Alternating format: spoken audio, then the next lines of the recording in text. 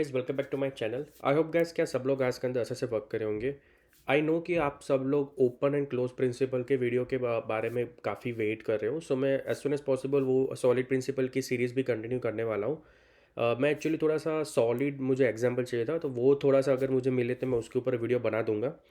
ये जो टॉपिक है वो भी बहुत ज़्यादा इंपॉर्टेंट है, जैसे सॉलिड प्रिंसिपल है, जैसे मैंने एम और वो सारी चीज़ें हम बात करें, तो सारे अभी इंपॉर्टेंट टॉपिक ही हम बात करें जो सीनियर डेवलपर को जो डेली रूटीन में काम आएगा। ये जो टॉपिक है वो असिंक अवेट। असिंक अवेट क्या है, उसको कैसे यूज़ कर सकते हो, क्यों वो इतना इम्पोर्टेंट है, और क्यों कंपनीज के अंदर प्रोजेक्ट के अंदर असिंक अवेट ज़्यादा अभी सब लोग यूज़ कर रहे हैं, उसके बारे में आज बात करेंगे। और वीडियो स्टार्ट होने से पहले गाइज, जो भी कोड होगा वो डिस्क्रिप्शन में ऐड कर दूंगा, तो गिटअप से आप डाउनलोड कर सकते हो। एंड एक और चीज़ थी यार, अपने 15,000 सब्सक्राइबर हो गए। मैंने देख के मैं बहुत खुश हो गया था, मैंने सोचा नहीं था कि इतने होंगे। सो thank you so much guys for support. And अगर आप न्यू हो तो चैनल को सब्सक्राइब ज़रूर करना, वीडियो को लाइक ज़रूर करना, एंड कुछ भी क्वेरी हो, कुछ भी फीडबैक हो, आप कमेंट करना। तो बेसिकली ऐसा है कि जब हम एपीआई कॉलिंग करते थे तो जनरली हम एपीआई कॉलिंग के अंदर हम यूआरएस सेशन का यूज़ करते थे। ठीक है, तो मैं थोड़ा सा तुमको कोड बताता हूँ, मैं किस कोड की बात कर रहा हूँ। तो ये प्रोजेक्ट बना हुआ है, मैं इसकी लिंक दूंगा, हम इसके अंदर मॉडिफिकेशन करेंगे। बेसिक कोड है जिससे अपना टाइम वेस्ट ना हो। तो हम क्या करते थे, हम कंप्लीशन हैंडलर यूज़ करते थे, क्योंकि URS session dot data task जो है वो बैकग्राउंड थ्रेड यूज़ करता है। तो असिंक्रोनाइज बोल सकते हो, या क्या असिंक्रोनाइज चीज़ है तो उसको वो फंक्शन एग्जिट हो जाने के बाद ही अंदर की चीज़ें कॉल होती है, तो उसको कैप्चर करने के लिए हमको कंप्लीशन हैंडलर का यूज़ करना पड़ता है, और हमें एस्केपिंग लिखना पड़ता है। ठीक है, तो बेसिकली एस्केपिंग का मतलब ये था कि फंक्शन जो है वो एग्जिट हो जाने के बाद अगर तुम्हारा कंप्लीशन कॉल हो रहा है तो तुम्हें एस्केपिंग लिखना है। अगर तुम्हारा कंप्लीशन एग्जिट फंक्शन होने के पहले ही हो रहा है तो फिर आपको एस्केपिंग लिखने की ज़रूरत नहीं है। तो बेसिकली ये एस्केपिंग का कंसेप्ट था, और कैप्चर लिस्ट भी बोल सकते हो। तो बेसिकली इस वैल्यू को कैप्चर कर रहा है हमारा ये कंप्लीशन हैंडलर। तो ये जो चीज़ थी वो अब तक हम लोग यूज़ कर रहे थे और ये चल भी रही थी, अच्छा था ये। But URL session data task के तुमको पता है कि वो line by line code execute नहीं होता उसमें, मैं तुमको डिबग करके बताता हूँ।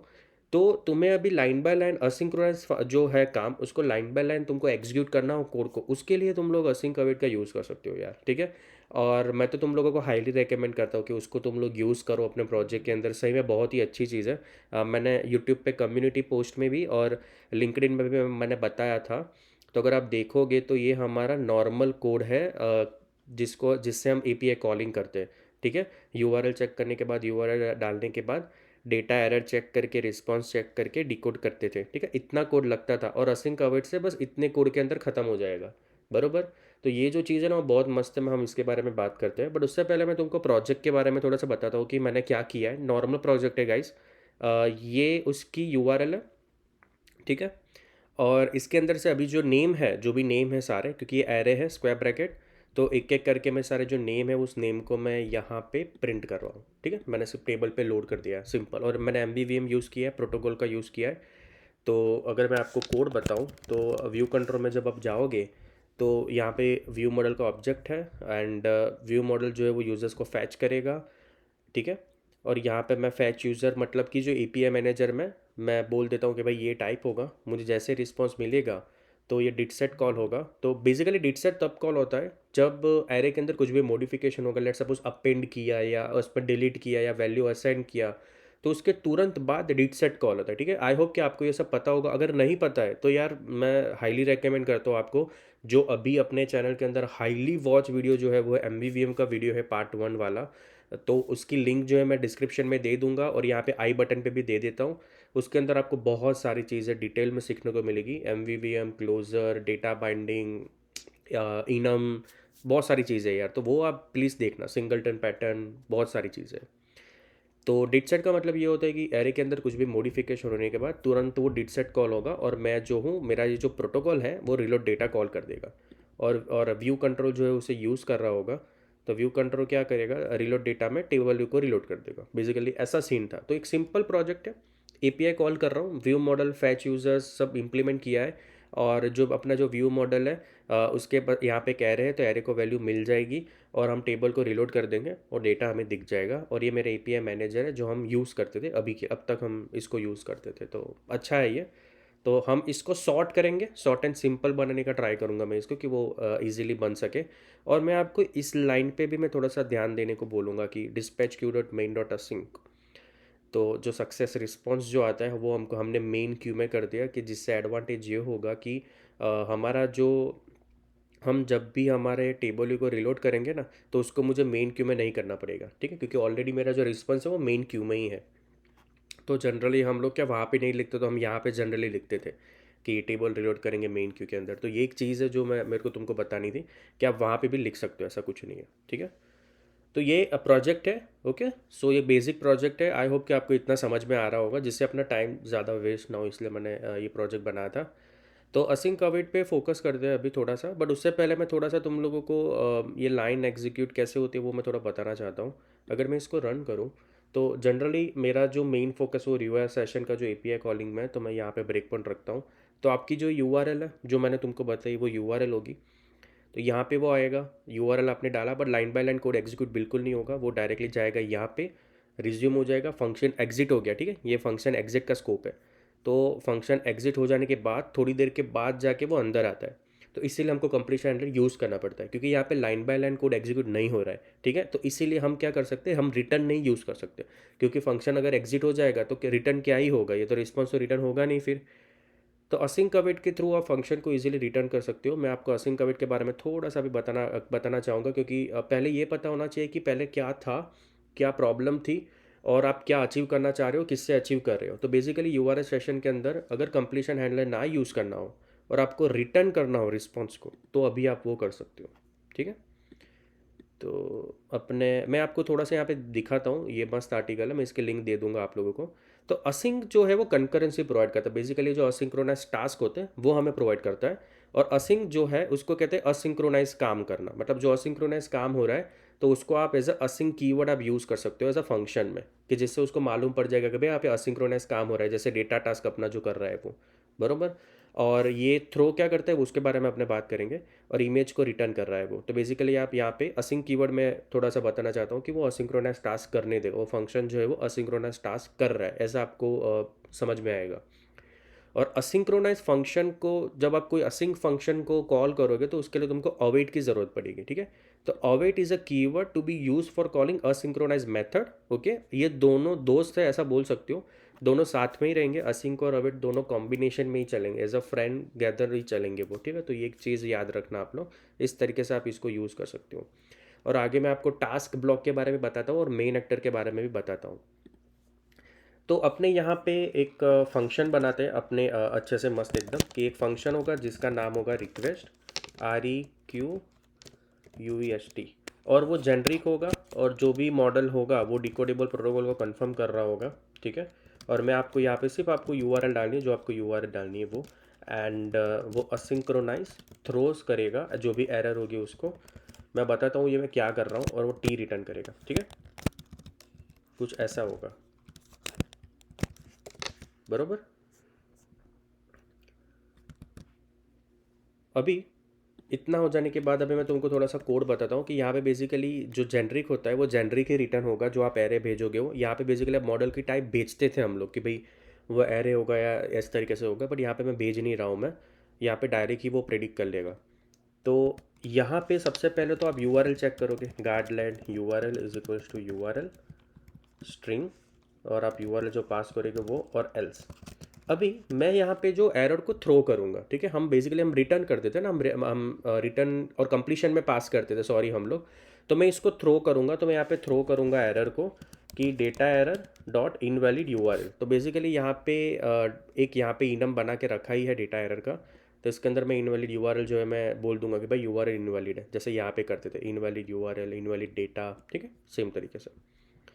अगर तुम्हारी यूआरएल प्रॉपर हुई, तो हम उसको यहाँ पे मैं ऐसा लिखूँगा, थोड़ा सा चेंज होगा, data response is equals to try URL session dot share dot data from, ठीक है। अभी पहले हम डेटा टास्क यूज़ करते थे, अभी यहाँ पे डेटा फ्रॉम वाली मेथड होगी, जिसमें वो बोल रहा है कि असिंक थ्रो कर रहा है वो, ठीक है। बेसिकली जो एरर होगी वो थ्रो होगी, हम डू कैच से हैंडल करते थे, बट मैं यहाँ पे डू कैच नहीं लगाने वाला, ओके। मैं उसको थ्रो ही कर दूंगा, कि भाई जहाँ पे यूज़ करूँगा वहाँ पे ही मैं डू कैच लगाऊंगा, हर जगह पे डू कैच करने की ज़रूरत नहीं है, ठीक है। तो यहाँ पे हमको डेटा और रिस्पॉन्स मिल रहा है। उसमें हमको ये जो था ये वाला, उसमें हमें डेटा, रिस्पॉन्स और एरर 3 चीज़ मिलती थी। यहाँ पे मुझे 2 चीज़ मिले, डेटा और रिस्पॉन्स, बरोबर। तो मैं यहाँ पे जो मेरा यूआरएल है वो डाल देता हूँ। और मैंने जैसे तुम लोगों को बोला कि कोई भी फंक्शन है, ठीक है, वो असिंक्रोनाइज है, तो आपको उसको अवेट से यूज़ करना पड़ेगा। तो मैं यहाँ पे लिखूँगा अवेट कीवर्ड, ठीक है। अवेट क्या करेगा, वेट करेगा।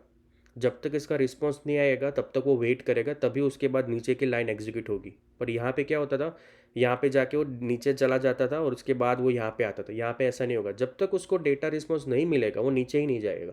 तो इसीलिए ना सिंक में सारा काम होगा, तो इसीलिए अभी अपने रिटर्न कर सकते हैं। तो असिंक अवेट कंप्लीशन ही को रिमूव कर रहा है, पूरा कंप्लीशन रिमूव कर रहा है, ठीक है। मैं शॉर्ट में अगर आपको बोलूँ तो उसके बाद तुम्हारा डेटा प्रॉपर डेटा होगा, तो उसको भी तुमको गार्डलेट करने की ज़रूरत नहीं है, ठीक है।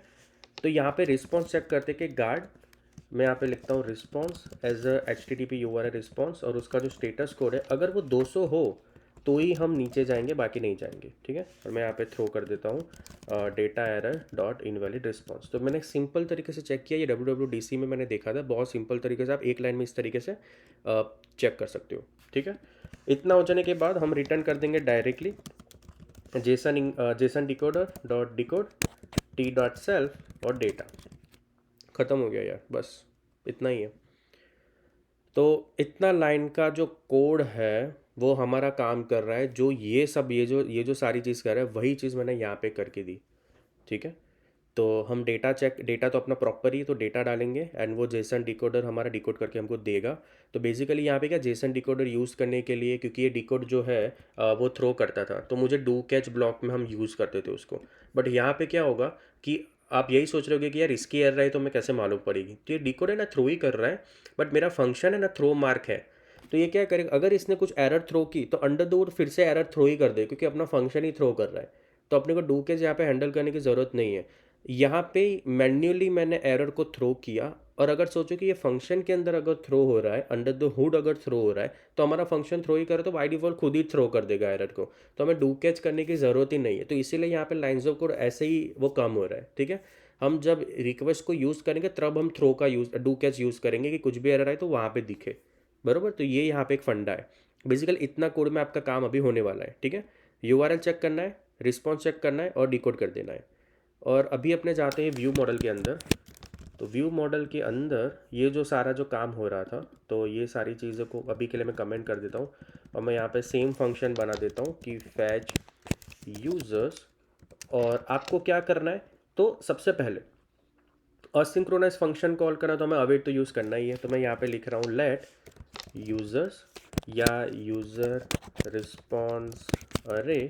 उसको बोलना कि वो क्या आएगा, वो एरे है यूज़र मॉडल का, ठीक है, क्योंकि हमारी जो एपीआई अगर आप देखोगे वो एरे है पूरा, ओके। तो यूज़र रिस्पॉन्स का एरे आएगा, तो वो आपको बताना, यही जेनरिक हो गया। तो अभी यही आपको रिटर्न करके देगा, जो आपने यहाँ पे लिखा है वही आपको रिटर्न करके देगा। और यहाँ पे मैं लिखूँगा मैनेजर डॉट रिक्वेस्ट, और यहाँ पे आपको यूआरएल डाल देनी है। यूआरएल क्या है इसमें, यूआरएल यूज़र यूआरएल, अरे यार कंस्टेंट में क्या लिखा था मैंने, सॉरी, यूज़र यूआरएल, ग्रेट। तो यूज़र यूआरएल मैं यहाँ पे डाल दूँगा, ठीक है। तो यहाँ पे एरर मुझे ये बोल रहा है कि ये जो है असिंक्रोनाइज फंक्शन है हमारा, जो हमने रिक्वेस्ट बनाया वो असिंक थ्रो कर रहा है। तो पहली बात तो ये थ्रो कर रहा है तो हमें ट्राई लिखना पड़ेगा, और असिंक फंक्शन है इसलिए मुझे अवेट लिखना पड़ेगा, ठीक है। इतना मैंने किया तो एरर अभी तुमको नहीं आएगी, बट एक एरर आएगी। वो ऐसा बोल रहा है कि आपको असिंक्रोनाइज यूज़ करना है। यहाँ पे मैं जैसे फिक्स करूँगा ना तो वो फंक्शन के आगे असिंक लिख देगा। अभी इसमें प्रॉब्लम ये होगा कि अगर मैं कहीं पे भी फैच यूज़र कॉल करूँगा तो वो भी फिर से असिंक लिखने को बोलेगा, बट मेरे को अभी असिंक फंक्शन नहीं चाहिए, मेरे को अभी नॉर्मल फंक्शन चाहिए, ठीक है। मेरा जो ये रिक्वेस्ट है वो असिंक्रोनाइज फंक्शन है, बट अभी जो मुझे, मैं जब इसको कॉल करूँ तो मुझे मेरा फंक्शन नॉर्मल चाहिए। तो इसके लिए ये कंकरेंसी प्रोवाइड नहीं करेगा, आपको यूज़ करना है टास्क। ये टास्क के अंदर आप जो आपका काम कर सकते हो, ठीक है। तो ये टास्क के अंदर वो कंकरेंसी प्रोवाइड करता है। तो बेसिकली असिंक्रोनाइज जो फंक्शन में जो असिंक्रोनाइज कीवर्ड जो होता है वो रिमूव कर देगा, वो आपको लिखने की ज़रूरत नहीं, वो नॉर्मली अभी चलेगा वो, बरोबर। और हमें पता है कि ये फंक्शन हमारा थ्रो कर रहा है, तो हम इसको डू कैच में लिख देते हैं, क्योंकि अभी मेरा फंक्शन कोई कीवर्ड थ्रो वो हैंडल नहीं कर रहा है। तो मैं यहीं पे लिखूँगा डू कैच, एंड इसको पूरा मैं यहाँ से निकाल के यहाँ पे देता हूँ, और मेरा जो एरे है ऊपर उसको मैं यूज़र रिस्पॉन्स एरे दे दूँगा। और यहाँ पे अगर कुछ एरर आई तो मैं यहाँ पे अभी सिंपली प्रिंट ही किया है मैंने, तो मैं यहाँ पे एरर प्रिंट कर दूंगा। ठीक है, इस तरीके से बेसिकली अभी हो रहा है। तो अगर मैं इसको रन करूँ, मैं आपको फिर से एक्सप्लेन करूँगा। यहाँ पे मुझे एक एरर देगा वो अच्छी वाली, बैकग्राउंड थ्रेड चेकर करके मेरे को एक एरर मिलने वाली है, टेबल रिलोड डेटा वाली। ठीक है, इसका रीज़न क्या है, क्योंकि डेटा टास्क ये सब बैकग्राउंड थ्रेड और असिंक्रोनस फंक्शन है। तो जब आप असिंक के अंदर जब आपको यूआई लोड करनी हो तो हम dispatch Q dot main dot async लिखते थे, बरोबर। तो एपीआई मैनेजर में क्या होता था, हम यहीं पे लिख देते थे dispatch Q dot main dot async, तो हमारा काम हो जाता था, बरोबर। तो इसको एक तरीके से आप इसको इस तरीके से भी फिक्स कर सकते हो कि आपने यहाँ पे आप लिख दो जो उसको टेबल रिलेट को मेन क्यू में डाल दो। ये इसका एक वे है फिक्स करने का। मैं आपको दूसरा एक वे बताता हूँ जो मैं यूज़ करता हूँ, तो इससे आपका काम हो जाएगा। अगर कहीं पे ऐसा हो रहा है कि आपसे नहीं हो रहा है तो आप ये सिनेरियो एक यूज़ कर सकते हो, बट मैं आपको रिकमेंड करूँगा ये वाली। अभी एपीआई मैनेजर जो है वो क्या करता था, रिस्पॉन्स को वो क्यू में डाल देता था, बट यहाँ पे मैंने ऐसा कुछ किया नहीं और मैं करना भी नहीं चाहता। मैं क्या करूँगा, व्यू मॉडल के अंदर यहाँ पे अगर यहाँ पे मैं इसको बोल दूँ कि भाई तुम मेन क्यू में रहना, dispatch Q dot main dot async. ठीक है, ये मेरा जो रिस्पॉन्स वो मेन क्यू में है, वो करोगे तो भी चलेगा, बट ऐसा नहीं करते। ठीक है, अगेन तो क्या करते हैं, आप यहाँ पे यूज़ कर सकते हो इस फंक्शन के आगे आप लिख सकते हो @main एक्टर। ठीक है, मेन एक्टर लिखा। अगर आप ध्यान से देखोगे मैंने डिस्पैच क्यू कहीं पे यूज़ नहीं किया है। अगर आप इसको रन करोगे आपका मस्त चलेगा, वो वाली जो थ्रेड एरर नहीं आएगी आपको। मैं इसका रीज़न बताता हूँ, अभी मैं इसका आपको रीज़न बताता हूँ। जो असिंक कवेट आप यूज़ करते हो ना, तो उसके अंदर अगर आपको मेन क्यू में कुछ चीज़ को रन करना है तो आप मेन एक्टर यूज़ कर सकते हो। तो आप ऐसा बोल सकते हो कि मेन एक्टर जो है वो रिप्लेसमेंट है या इक्विवेलेंट है dispatch dispatch Q dot main dot async. तो अगर आप असिंक का वेट यूज़ करो फिर भी डिस्पैच जीसीडी वाला यूज़ करो तो मेरे को लगता है वो अच्छा नहीं लगेगा। तो ये इसीलिए इन लोगों ने प्रोवाइड किया है कि ये जो टास्क बास के अंदर आप यूज़ कर सकते हो, बेसिकली यहाँ पे भी यूज़ कर सकते हो। मैंने ऐसा भी देखा था कि यहीं पे भी यूज़ करते हैं, मेन एक्टर इन, ऐसा कुछ भी मैंने देखा था कहीं पे। तो ये जो तुम्हारा टास्क है वो तुम्हारा मेन क्यू में हो गया उसका मतलब। ठीक है, और आपका जो अगर आपको पूरा फंक्शन ही मेन क्यू में करना है तो भी आप इस तरीके से कर सकते हो, बरोबर। तो कैसा हो रहा है मैं आपको बताता हूँ। व्यू मॉडल में जब फैच यूज़र आप कॉल करोगे तो फैच यूज़र क्या करेगा, वो यहाँ पे आएगा, और यहाँ पे जैसे ये वाला जो रिस्पॉन्स आएगा तभी वो यहाँ पे जाएगा। ये लाइन बाय लाइन तुम्हारा कोड एग्जीक्यूट होगा अभी, तुम्हें वो कंप्लीशन करने की ज़रूरत नहीं है। तो आप जैसे यहाँ पे देखोगे ना, मैं अगर ब्रेक पॉइंट रख रहा हूँ, मैं यहाँ पे भी ब्रेक पॉइंट रख रहा हूँ और मैं यहाँ पे ब्रेक पॉइंट देता हूँ। ठीक है, मैं आपको कोड एक्सप्लेन करता हूँ कैसे चल रहा है इतना अच्छे से, वो कितना कोड में कैसे हो गया यार वो। तो पहले तो आप फैच यूज़र करोगे तो वो डायरेक्टली जाएगा व्यू मॉडल में। ठीक है, तो व्यू मॉडल के अंदर आपने मैनेजर डॉट रिक्वेस्ट करके यूआरएल डाली तो वो डायरेक्टली जाएगा एपीआई मैनेजर के रिक्वेस्ट के अंदर। तो यहाँ पे पहले तो यूआरएल चेक की बरोबर है। ठीक है, उसके बाद ये वाली लाइन कब एग्जीक्यूट होगी, जब ये तुम्हारा एपीआई जो है वो यूआरएल कॉल करके डेटा रिस्पॉन्स उसको मिलेगा तब जाके ही नीचे की कोड एग्जीक्यूट होगी। तो तब तक वो क्या करेगा, आया अभी तुम्हारे पास डेटा और रिस्पॉन्स दोनों आ गया। ठीक है, अभी वो नीचे जाएगा, डिकोड कर दिया इसने, फिर वो आगे गया, यहाँ पे आया और आपके पास यहाँ पे वो देगा तुमको कि भाई ये तुम्हारा रिस्पॉन्स है, टोटल 10 वैल्यू है इसके अंदर। तो तुमको यहाँ पे उसने 10 दे दिया यहाँ पे। ठीक है, तो मुझे ऐसा लग रहा है कि टॉपिक थोड़ा सा हार्ड है, स्टार्टिंग में मुझे भी हार्ड लग रहा था, बट मैं आपको थोड़ा सा और समराइज़ करता हूँ। असिंक अवेट क्या कर रहा है, कंप्लीशन हैंडलर को ही रिमूव कर रहा है। ठीक है, कंप्लीशन हैंडलर हम इसलिए यूज़ करते थे क्योंकि फंक्शन एग्जिट होने के बाद हमको रिस्पॉन्स मिलता था, बरोबर। असिंक अवेट क्या करता है, लाइन बाय लाइन तुमको रिस्पॉन्स देगा, बरोबर। अगर आप URL session data task call कर रहे हो तो जब वो रिस्पॉन्स आएगा तभी वो नीचे की लाइन एग्जीक्यूट होगी। इससे एडवांटेज ये होगा कि अभी आपको कोई टेंशन नहीं है, आपको पता है कि कोड तो लाइन बाय लाइन एग्जीक्यूट हो रहा है, उसका मतलब कि मुझे रिस्पॉन्स मिलेगा उसके बाद ही मेरा फंक्शन एग्जिट होने वाला है, तो आप रिटर्न टाइप भी यूज़ कर सकते हो। ठीक है, असिंक्रोनस फंक्शन इसलिए यूज़ कर रहा हूँ क्योंकि ये असिंक फंक्शन है। आपने जैसे देखा कि जब असिंक फंक्शन होगा उसको कॉल करने के लिए तुम्हें असिंक चाहिए, और अगर नहीं करना है तो टास्क यूज़ कर सकते हो, पर यहाँ पे वो नहीं होगा, बरोबर। तुम्हारा जो भी फंक्शन है अंडर द हुड अगर वो थ्रो कर रहा है तो उसको डू कैच से मत हैंडल करो, ये डू कैच में ही कोड ज़्यादा लंबा हो जाता है। ठीक है, आप भी अपना फंक्शन को थ्रो कर दो कि भाई ये भी थ्रो हो रहा है, बरोबर। फिर जहाँ पे हम यूज़ करेंगे वहाँ पे बस डू कैच यूज़ कर लेंगे। और यहाँ पे मुझे असिंक का वेट कीवर्ड नहीं चाहिए इसलिए मैंने टास्क ब्लॉक को यूज़ कर दिया, ये कंकरेंसी प्रोवाइड करता है। और dispatch Q dot main dot async, आपको मेन क्यू में अगर आपको बोलना है कि मेरा जो फंक्शन है वो मेन क्यू में रहेगा तो मैं मेन एक्टर का यूज़ करूँगा। इस तरीके से आप लोग इस कोड को ईज़िली आप कर सकते हो। अगर आपने देखा कितना लाइन्स ऑफ कोड तुम्हारा कम हो गया, बस इतनी लाइन में तुम्हारा पूरा काम हो गया, जो भी हम एपीआई कॉलिंग्स हम अब तक करते थे।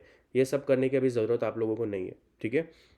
सो आई होप गाइस कि आपको ये समझ में आया होगा। ये टॉपिक थोड़ा सा हार्ड था, तो मैं देखता मुझे लग रहा है कि मैंने एक्सप्लेन आपको बराबर किया है, बट फिर भी कुछ भी ऐसा छोटी भी चीज़ आपको ऐसा लगे नहीं समझ में आ रहा है, मेरे को कमेंट करना, मैं जल्दी जल्दी रिप्लाई दे दूंगा।